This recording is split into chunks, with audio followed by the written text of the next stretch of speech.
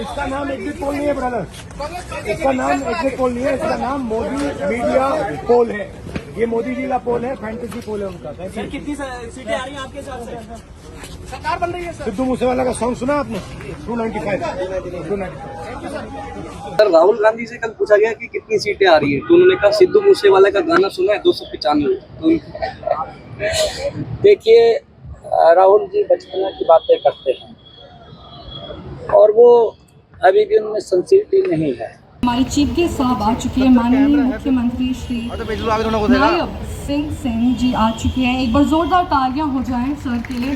तहे दिल से मैं इनका धन्यवाद करना चाहूँगी कि वो अपना कीमती समय निकाल कर आए हैं इस इवेंट का हिस्सा बनने के लिए। मैं ये भी आप लोगों से कहना चाहूँगी that he is an Indian politician serving as the 11th and current Chief Minister of Haryana since 12th of March 2024 and President of Bharatiya Janata Party Haryana since 2023. He was also the MP from Kurukshetra Lok Sabha constituency from the year 2019 to 2024, Minister of State, Government of Haryana from 2015 to 2019 and Member of Haryana Legislative Assembly from 2014 to 2019.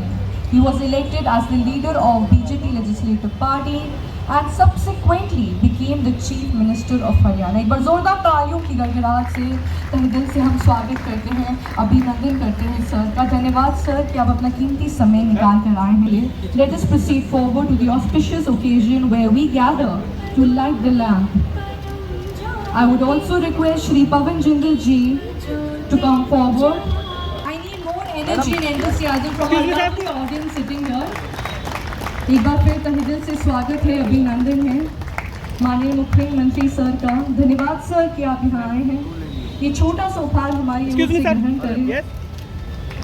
Please accept the small token of respect, the small token of appreciation from our end.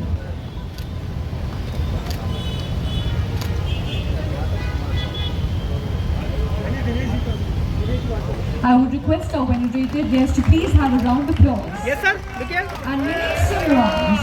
Thank you so much. हैं couple of minutes. Narendra जी को,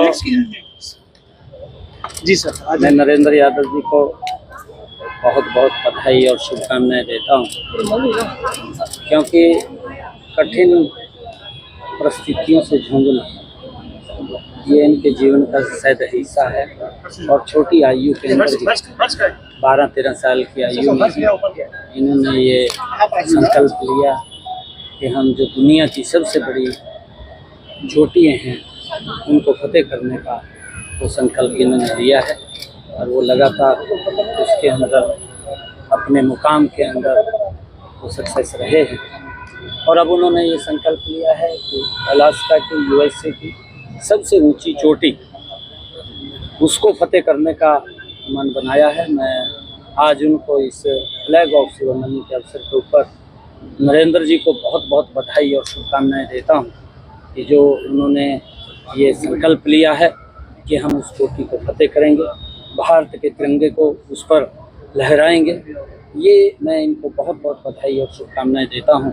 और आज इनके मैं जीवन की success की मैं शुभकामनाएं इनको देता हूं, क्योंकि लंबे समय तक ये लगे रहे। सरकार भी उसके अंदर लगातार ऐसे हमारे जो पर्वतारोही हैं उनके लिए भी उन्होंने विभिन्न स्थानों के ऊपर समय के ऊपर आगे बढ़ाने का निर्णय लिया है। ऐसे हमारे पर्वतारोही जो दुनिया में जा कर के पर्वतों की चोटियों को फतेह करते हैं, सबसे दुर्गम और कठिन रास्तों को ऊपर चलते हुए, तो उनके लिए सरकार भी 5 लाख रुपए का वो प्रावधान सरकार ने रखा हुआ है कि ऐसे युवाओं को सम्मान करने के लिए, उनको और प्रोत्साहन मिले आगे बढ़ाने के लिए हमारी सरकार ने विभिन्न प्रकार की योजनाओं के माध्यम से युवाओं को आगे बढ़ाने का मन बनाया है। सर आने वाला है, किस तरह के रुझान देख रहे हैं, खासकर हरियाणा में इस समय जो आगे चुनाव भी हैं उन्हीं पे सारा असर पड़ेगा हरियाणा का? देखिए, हरियाणा के लोग आदरणीय नरेंद्र मोदी की नीतियों को और जो डबल इंजन सरकार ने काम किए हैं, मैं ये बात बोलता भी हूँ कि मनोहर लाल जी ने जो गुड गवर्नेंस में हरियाणा में काम किया है और उस गुड गवर्नेंस के माध्यम से जो लाभ अंतिम व्यक्ति, गरीब व्यक्ति तक पहुँचा है, ये पहली बार है कि सरकार ने गरीब व्यक्ति के उत्थान के लिए ईमानदारी से काम किया है।